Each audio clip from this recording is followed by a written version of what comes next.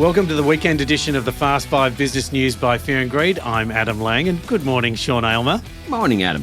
On weekdays, it's all about the Fast 5, the top 5 business stories you need to know in just 5 minutes.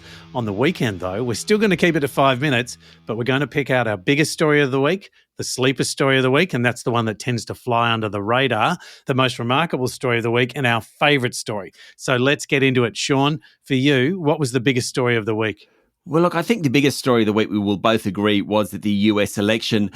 Let's just pick a little element of it that we think has really become the big part of it. To me, it's how Americans voted. Obviously, they voted for Donald Trump. Number one issue was how they saw the American democracy. They believed that Donald Trump was better for that. Number two was the economy.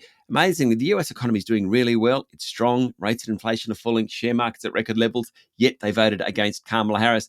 Number three issue was immigration. I find that ironic. The US was built on immigration. It is a great nation because of immigration. Number four was women's rights and abortions. That one's hard to get our heads around, Adam. I mean, the US is debating stuff that I think most other nations take for granted. That was kind of my big takeaway from the election. What about you? Well, for me, Sean, the biggest business element of the US election was the economic aftershock that's probably going to come from Donald Trump's trade and tariff policies. We're talking about significant numbers here. Tariffs could be as high as 60% for China and 20% for Australian products. Trump's proposed trade changes are not just about protecting American jobs. They can actually upend global trade dynamics and directly impact Australian exports and imports. Let's not overlook the volatility of Trump's decision-making either. Who knows what he'll actually do next? And that unpredictability leaves Australian businesses in a bit of a bind, adding a layer of risk across multiple industries. It's not just an American story, these trades and tariffs. It'll have a ripple effect across borders and directly impact Australia's economy and all of our hip pockets. Sure. Well, look, my most remarkable story, can I go first on that, please, Adam? Yeah. Commonwealth Bank's share price, $145.58. That's what it hit this week, a record high, up 45% over the past year. Remarkable. The other three big banks reported this week. Westpac's full-year earnings were down 3%, but its net interest margins, basically profit margin, that expanded. Its share price is up 50% over the past year. National Australia Bank, ANZ, they both reported profits came in lower. That was as expected, but NAB's share price is up 35% over the past year. ANZ more than 20%.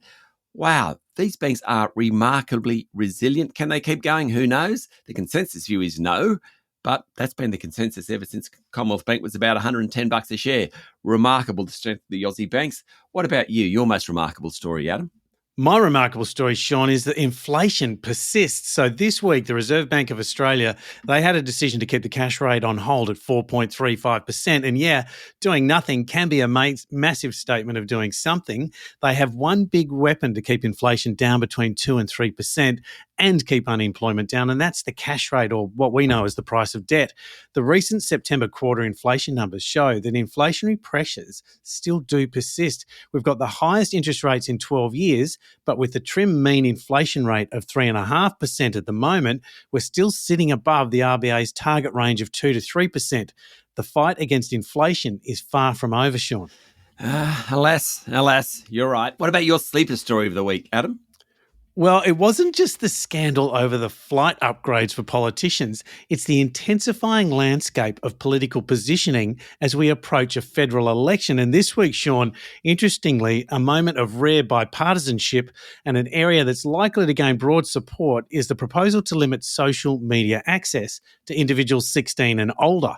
Protecting young Australians aligns well with public sentiment, and it could serve as a less contentious rallying point. But the big battlegrounds will be around economic policies as voters push for real, lasting solutions to everyday pressures. Sean, what we come to know as COSI lives, the cost of living. Oh, I like that. COSI lives. Just a quick mention for a story. Mineral Resources has been in the news all about its owner, Chris Ellison, allegedly benefiting through an offshore tax scheme. The board came out, said he would step down in 18 months. My sleeper story is that the Future Fund, who has an $88 million stake in Mineral Resources, came out and requested that they engage with the company board, not the CEO, the board, about what's going on. The fund's chief executive, Raphael Arndt, said the issues raised are serious and need to be looked into. Just the fact that the Future Fund is becoming a little bit more active, I think there's something in that. We're going to hear a lot more about it. Great story, Sean. So what's your favourite story? Oh, I love a follow the money yarn. We had one with Apple this week. We found out that Berkshire Hathaway, Warren Buffett's vehicle, Warren Buffett, of course, the greatest investor of all time, arguably, well, he's ditched 2/3 of his stake in Apple. Comes as Apple faces all sorts of regulatory challenges. It's facing pressure on its app store. There's a recent US antitrust victory against Google that threatens billions of dollars of revenue for Apple. To round things out this week, Apple lost the title of top dog on Wall Street to NVIDIA. We're not an investing podcast. Get some advice. But in a follow the money story, the one about Apple this week has been great. That's a ripper, Sean. 5 minutes and pretty much everything you need to know in the world of business. Thank you, Sean. Thank you very much, Adam. We'll be back on Monday morning with the top 5 business stories in 5 minutes. Don't forget to hit follow and join us online on Instagram, TikTok, LinkedIn, Facebook and X. I'm Adam Lang and this is the Fast 5 Business News by Fear and Greed.